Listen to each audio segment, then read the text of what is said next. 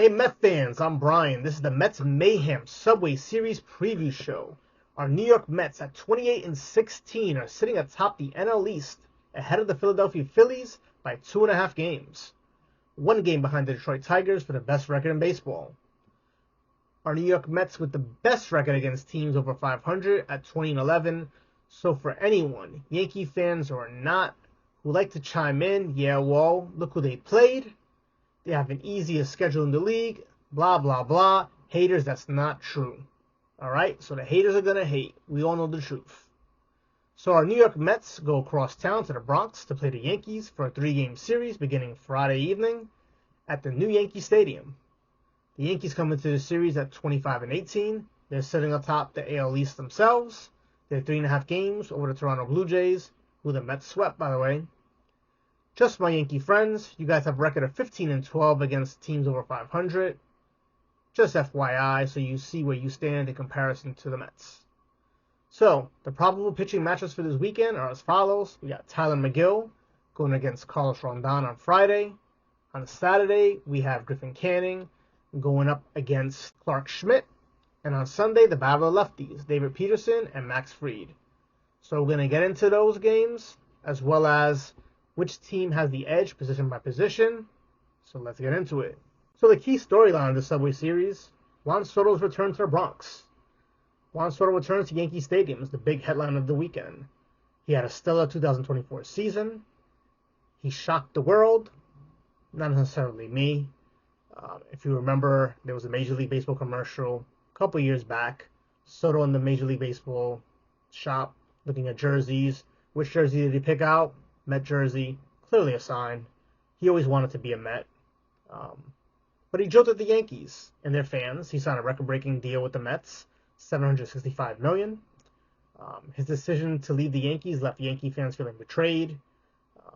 He's expected to kind of get a hostile reception. Does he deserve it? I don't think so. I think he contributed very greatly to the Yankees' success last year, had some big hits and big moments. They should, cheer for him. He doesn't need a video. He's only been with the Yankees 1 year. But I don't think they should be hostile towards him. Either way, I don't think it'll matter to Soto. I think he'll feed off of it anyway. And I expect this Subway Series to kind of be a jumping point for him in the rest of the season. So the Mets and Yankees are playing in the Subway Series this weekend. Which team is better? Which team has the edge? We're going to go over position by position, compare them, and make that determination of which team has the edge at which position. So we're going to start with catcher. The Yankees have a catching tandem of Wells and Escara. They're collectively batting .210 with 9 home runs and 32 RBIs. The Mets catching tandem of Alvarez and Torrens are batting .260 with only 2 home runs and 18 RBIs. However, the Mets catching tandem has only allowed 17 stolen bases and has thrown out 11. Torrens in particular has thrown out 6 while only allowing 7 to steal base. The Yankees catching tandem has allowed 34 stolen bases and has only thrown out 6. Escara alone has allowed 11 and hasn't thrown out a single runner, while Wells has allowed 23 stolen bases, only throwing out 6. The edge of this position goes to the Mets. So moving on to first base, Paul Goldschmidt is having a resurgent year. He's batting .346, 5 home runs, 22 RBIs, a .395 on base percentage, a .506 slugging. He has an OPS of .902. Fantastic. It's more than the Yankees and Yankee fans could have expected from him. And he's a big part of why the Yankees are where they are record-wise this year. However, he's going up against the Mets' Pete Alonso, and this is a career year for Alonso. He's cooled off a little bit, so his batting average is only .311. He has 9 home runs, 36 RBIs, 15 doubles, a .421 on base percentage, a .584 slugging. His OPS is 1,004. The edge in this clearly goes to the Mets. So let's move on to second base. Jazz Chisholm is batting under the Mendoza line at 181. I wonder where all the Yankee fans were that were thinking last year that they found some perennial all-star. Not the case. So he does have 7 home runs and 17 RBIs, a .304 on base percentage, a .410 slugging. His OPS is 714, not very good. The Mets have been rotating several people in this position, but we'll just go with Acuna for this one. Acuna is batting .271, a .331 on base percentage, .324 slugging. His OPS is subpar as well. It's last at 658. He has no home runs, 6 RBIs. He has stolen 10 bases and scored 16 runs. The slight edge here is going to go to the Mets. Acuna has a different role in this lineup versus Chisholm. He's a far superior base runner, far superior defender, and his job is to get on base, make things happen for speed, score runs. So that brings us to shortstop. Anthony Volpe, the supposed next coming of Derek Jeter, batting .240, a .335 on base percentage, .435 slugging. His OPS is .770. He has 6 home runs and 24 RBIs. Not horrible. But on the other side of town, Francisco Lindor is batting .297, .364 on base percentage, .491 slugging, an OPS of .855. He has 9 home runs and 26 RBIs, and he's not a slouch with his glove as well. So the edge here goes to the Mets. Third base, the Yankees have gotten nothing out of third base at all this season. And while the Mets haven't gotten great production from Mark Vientos, it's still light years better. Vientos has a .245 average, .313 on base percentage, .401 slugging, for an OPS of .714. That would be welcomed on the Yankees lineup any day, I'm sure, as a tremendous upgrade. And Vientos has actually been turning it around lately over the past few weeks. He's now up to 5 home runs and 17 RBIs. The edge here goes to the Mets. So it takes us to left field. Brandon Nimmo against Jason Dominguez. Dominguez is batting .240, .329 on base percentage, a .432 slugging, an OPS of .761. He has 5 home runs and 20 RBIs. Brandon Nimmo, meanwhile, is batting .226, a .286 on base percentage, .428 slugging. His OPS is .713. He has 8 home runs and 26 RBIs. I think when we get to the end of the season, it will show that Brandon Nimmo is the superior player to Dominguez, but I'm going to have to give this edge to Dominguez and the Yankees here. So center field. Center field has primarily gone with Tyrone Taylor center field, who's there more for his glove than bat. They've been throwing Jeff McNeil out there for offense, but Trent Grisham clearly has outperformed anything the Mets has thrown out there. He's batting .283 with an on-base percentage of .367, a .628 slugging for an OPS of .996. He has 12 home runs and 22 RBIs. He went into the season the Yankees version of Tyrone Taylor. He was the 4th outfielder. He's only been playing because Bellinger got hurt, wasn't performing well, and he is running with it and having a fantastic season, and he should have an all-star berth from this. So the edge here has to go to the Yankees. Right field, the biggest battle name-wise, Judge versus Soto. Juan Soto certainly has not lived up to expectations thus far, but he's starting to come around. He's batting .255 with an on-base percentage of .380, .465 slugging, OPS of .845. Not horrible, not what we paid $700+ million for, not what we expected from him. Does have 8 home runs, 20 RBIs, but Aaron Judge is just out of this world. His stats look like he's Major League Baseball The Show creative player. He has a .412 batting average. You heard that right. .412. A .497 on base percentage. He's getting on base almost 1 out of every 2 times. It's just insane. .782 slugging for an OPS of 1,279. He has 15 home runs and 41 RBIs. Edge here, clearly Yankees. So move on to DH. The Yankees have been going with Ben Rice at DH. He's batting .254, a .335 on base percentage, .545 slugging, OPS of 900. He has 9 home runs, 20 RBIs. The Mets combo of Winker and Marte clearly wasn't cutting it this season. Now it's just Marte with Winker on the IL and whoever else you want to rotate in there. Marte has been a huge disappointment. He's batting .203. His on-base percentage is .317. Slugging of .319. And his OPS is .636, which is less than Luis Angel Acuna. Edge here, clearly the Yankees. Then we go to the bench. The Mets bench is far superior. Jeff McNeil, Brett Beatty, Luis Torrens or Francisco Alvarez, whoever is not catching that game. Mazokar is the only weak link there, while the Yankees have Bellinger, who hasn't really done much, LeMahieu, Escara, and Reyes. I would take the Mets bench over the Yankees, so the Mets get the edge there. So then we move on to the bullpen. Yankees bullpen is not bad. It's ranked 9th in Major League Baseball, an ERA of 3.53. The Yankees have 3 lefties in their pen that will definitely play a factor in this series, and Tyler Matzik, Tim Hill, and Ryan Yarbrough. Luke Weaver has been fantastic, pitching to the tune of a 0.45 ERA, and Fernando Cruz has done exceptionally well as well. He sports a 2.42 ERA, but their off-season acquisition of Devin Williams, he's never recovered from when Pete Alonso homered off him in the playoffs. He's been horrendous, an ERA of 8.36. The Mets, on the other hand, are ranked 4th in Major League Baseball, with a bullpen ERA of 2.98. Edwin Diaz has been good, but not great, although he is perfect in save situations. However, for closer alone, I'd have to give the Yankees the edge here. Where the Mets get the edge on the bullpen as a whole is the Mets have more depth. They have more depth that they can rely on this series, and that gives them the edge. Huascar Brazaban has a 1.08 ERA. Reed Garrett has a 1.06 ERA.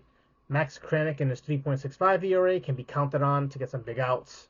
And even though we're kind of not high on at the moment and happy with Ryan Stanek and Jose Butto, they are huge upgrades over what the Yankees can throw out there from their 5-6 bullpen arm coming out of the pen. So the edge in the bullpen goes to the Mets. So Tyler McGill, 3-3 with a 3.10 ERA in the season, is going to take the mound for the Mets. He's going up against the Yankees' Carlos Rodon, who's 4-3 with a 3.29 ERA in the season. For the Mets, Francisco Lindor has seen Rodon the most, mostly from his time with the Indians. You can call him the Guardians if you want. I'll call him the Indians. That's fine. They're the Guardians now, I understand. Lindor is hitting 286 against Rodon, 10 for 35. My apologies. He has 2 home runs, 3 doubles, 6 RBIs. There really isn't much else. Pete Alonso and Starling Marte having the second most at-bats against him with only 5. This season, Rodon's pitched better away from Yankee Stadium than at home. He's 3-1 with a 3.19 ERA away. And at home, he's 1-2 for 3.42 ERA. Not significantly different, but he is better on the road. This can probably be largely attributed to the long ball. He allows 4 home runs on the road in 31 innings and 4 home runs and less innings at home, 23 2/3. We're playing the bandbox called Yankee Stadium. That makes sense. So, after signing with the Yankees and having an abysmal 2023 season, pitching to an ERA of just under 7 and spending most of the time on the IL his first season, he bounced back last season to the tune of 16-9 with a 3.96 ERA. He's having a good season in 2025 as well, with both lefties and righties batting under 200 on the season. Lefties are hitting at a 163 clip, while righties are batting 174. Not much better. He is coming off a loss on May 10th against the Athletics. He went 6 innings, allowed 4 runs and 8 hits, walked none, struck out 10, but he took the loss as the A's won 11-7. He features a 5-pitch mix, relying heavily on his 4-seamer. He throws about 41% of the time. He uses the slider the second most at 28% of the time, and he throws a change about 16% of the time. He also features a sinker and a curve that he throws at 9 and 7% respectively. Batters are hitting over 300 against Rodon on the first pitch of the at-bat and on 1-0 counts, so look for the Mets to look for their pitch early in the count, and if they get it, swing. Tyler McGill is coming off a loss in his last start. He only went 4 2/3. He allowed 4 runs and 7 hits to the Cubs at Citi Field. He walked 2, struck out 7. The Mets have lost Tyler McGill's last 3 starts and 4 of his last 5. The Yankees don't have much exposure to McGill either. Paul Goldschmidt having seen him the most, going 1 for 5. Aaron Judge is 0 for 3 with a strikeout. McGill has had much more success this season against lefties than righties. Lefties are batting 155 against him, while righties are batting 274. He's done better at home, 2-2 with a 1.86 ERA versus the road, where he's 1-1 with a 4.22 ERA on the road. The key for the Mets and McGill is to get ahead in the count early, and when he falls behind batters, having a substantially higher average against them. So we need to get ahead of the count and attack.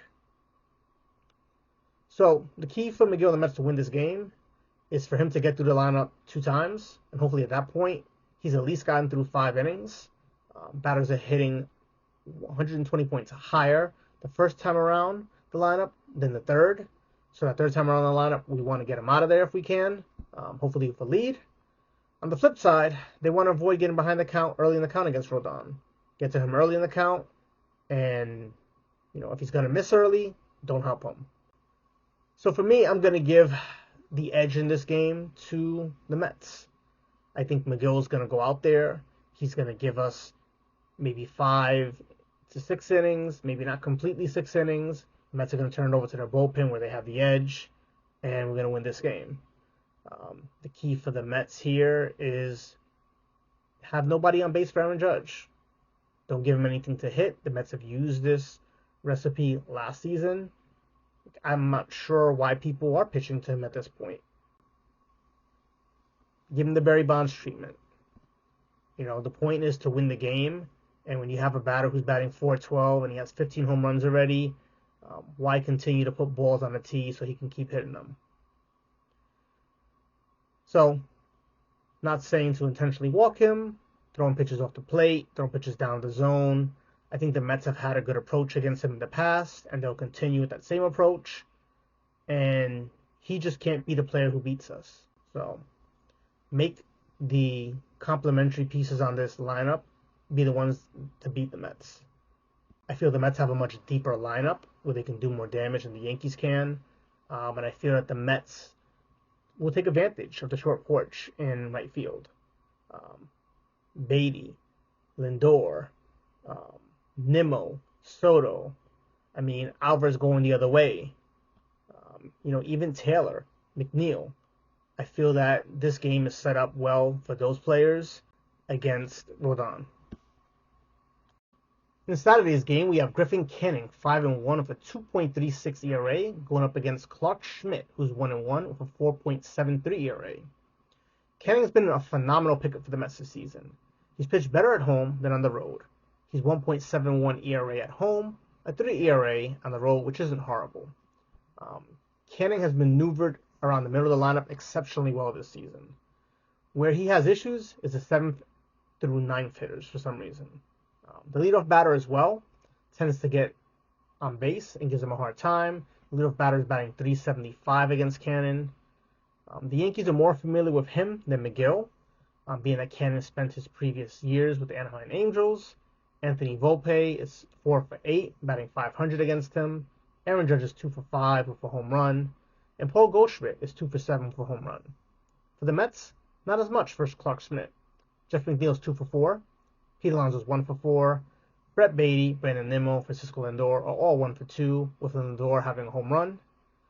Schmidt has pitched better at home with a 3.24 ERA, not faring as well on the road, which doesn't come into play in this series, but his ERA on the road is 7.20.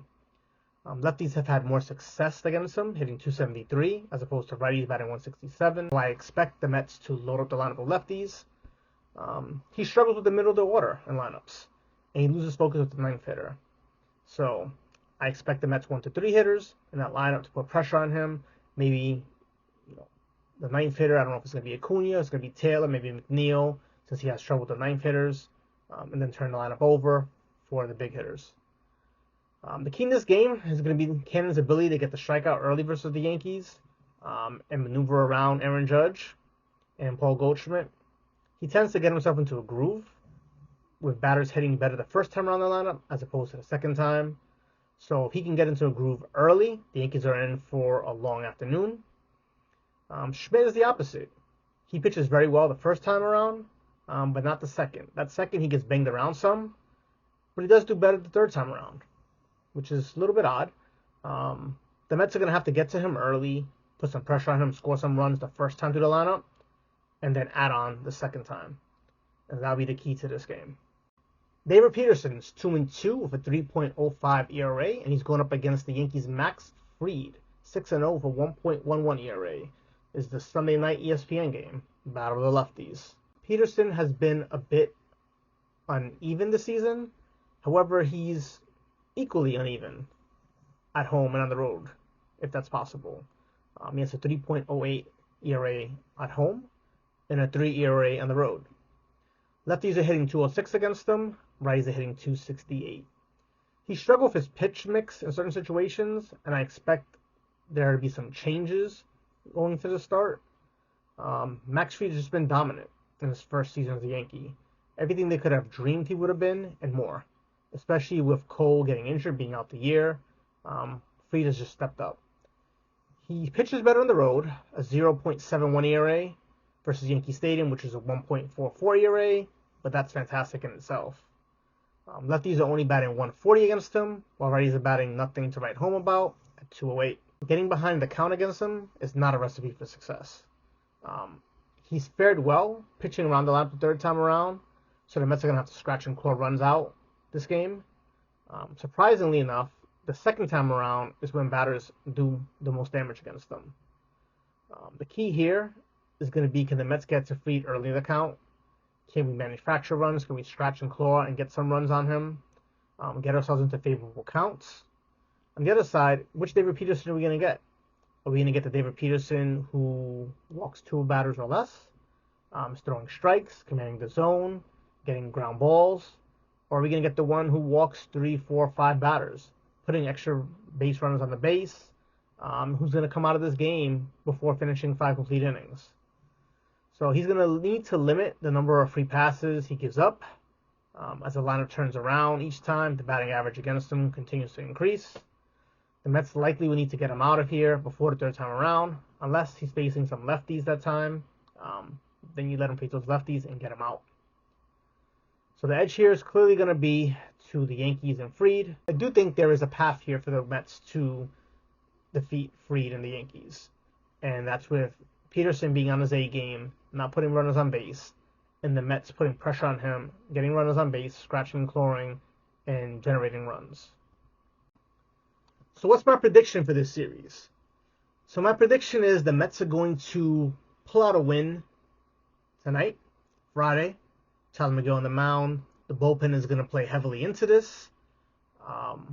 Rodon is not going to be his sharp self. He's going to give up runs. We're probably going to win this game something along the lines of 5-2, 6-3. Saturday's game as well. The Mets are going to batter Clark Schmidt. Griffin Cannon's going to pitch as well as he's been pitching. The Mets are going to take the first 2 games. And then game 3 on Sunday, I would love to tell you the Mets are going to sweep. But we got David Peterson, Max Fried. Fried has just been phenomenal this year. I think Peterson does elevate his game for this game. But I think ultimately the Yankees will win this game. The Mets will take 2 out of 3. And then we'll move on. So let me know in the comments, how you guys think the series is going to go. Which games do you think the Mets are going to win? Do you think the Mets are going to win all 3? Which player do you think is going to do well? I think Juan Soto is going to go nuts in Yankee Stadium, that short porch. I think the Mets' top 3 hitters are going to have a great series. I think Alvarez is going to shine under the big lights. And I think Brett Baty is going to be a big contributor this series. With the Yankees, catcher is doing a horrible job throwing runners out. If Acuna gets on, he's going to have an impact stealing bases. Lindor, Acuna, Taylor. I even think Jeff McNeil is going to have some impactful at-bats this series. So again, let me know in the comments what you guys think. But let's get ready for tonight's game, and let's go Mets.